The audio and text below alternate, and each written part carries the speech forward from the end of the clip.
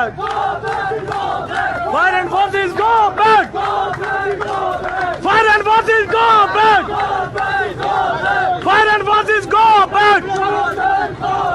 Foreign forces go back! Foreign forces go back! Foreign forces go back! कुछ दिनों में गजा तो आजाद होगा, लेकिन कुछ सालों में बल्तिस्तान और स्कर्दू गजा बन जाएगा। गिलगित बल्तिस्तान ये फलस्तीन बन रहा है। तो वहाँ पे ना मीडिया काम करता है और सारे जितनी भी नेटवर्क है उनको बंद किया हुआ है। तो वहाँ पे पाकिस्तानी गजा का सूरत हाल है इस टाइम। आपने उनको जलील करना है, आपने बल्ले बल्ले के नारे नहीं लगाने, अब आपने उनको हार नहीं डालने फूलों के। हम भी दबा के रखना चाहते हैं, हम दब के रहने वाले नहीं है। हमारे बच्चों के साथ ये जुल्म और नाइंसाफी बंद किया जाए।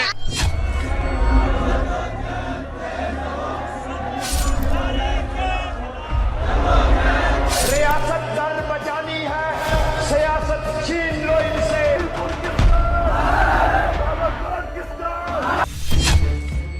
पाकिस्तान के कब्जे वाला कश्मीर गाजा क्यों बन गया?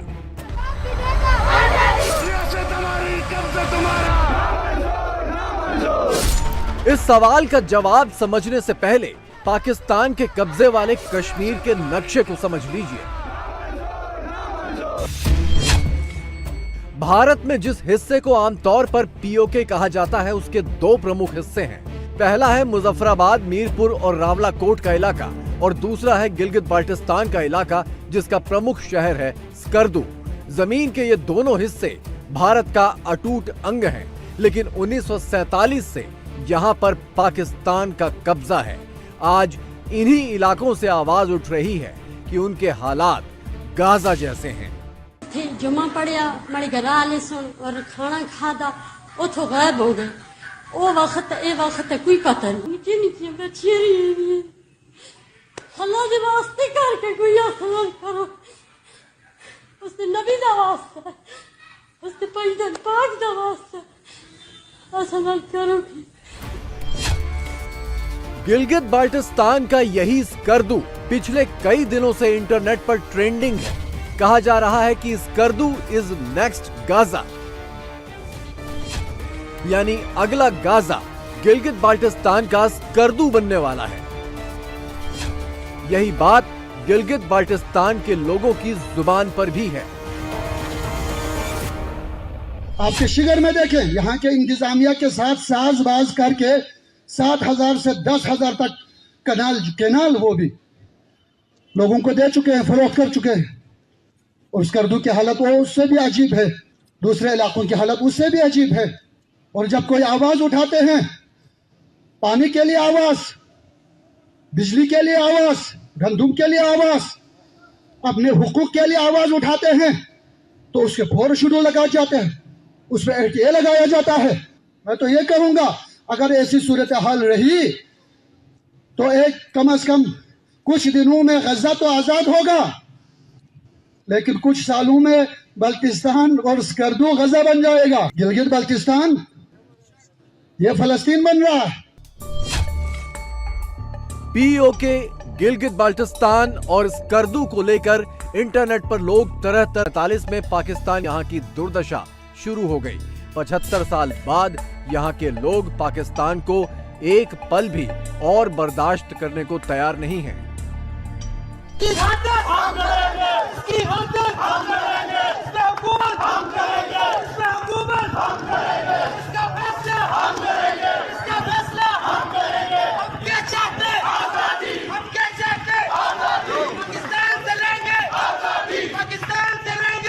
लोगों ने पहले भी मजाक किया, आज भी मजाक किया जा रहा है, लेकिन यह मजाक अब बर्दाश्त नहीं होगा। यह एहतजाज अब रुकेगा नहीं। और आज भी अगर तुम हमारी बात नहीं सुनते तो मैं एहतजाज को लेकर हम आगे मराहिल देखेंगे और तुम्हारे रवैये को हम देखते जाएंगे। हम आपसे मुतालबा करते हैं, हमारे बच्चों के साथ ये जुल्म और नाइंसाफी बंद किया जाए। क्या गवर्नमेंट ऑफ पाकिस्तान, तुम गवर्नमेंट पाकिस्तान तुम्हें गाड़ियां देकर अयाशियां कराने का मकसद कश्मीर के जिस हिस्से में 75 सालों से पाकिस्तान जबरन घुसकर बैठा है, वहां के लोग पाकिस्तानी फौज के सामने अपना झंडा लहराकर पाकिस्तान को सीधे चुनौती दे रहे हैं कि इस जमीन पर उसकी हैसियत विदेशी आक्रमणकारी की है और कुछ नहीं।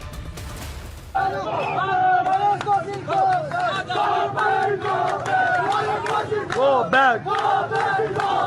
Foreign forces go back.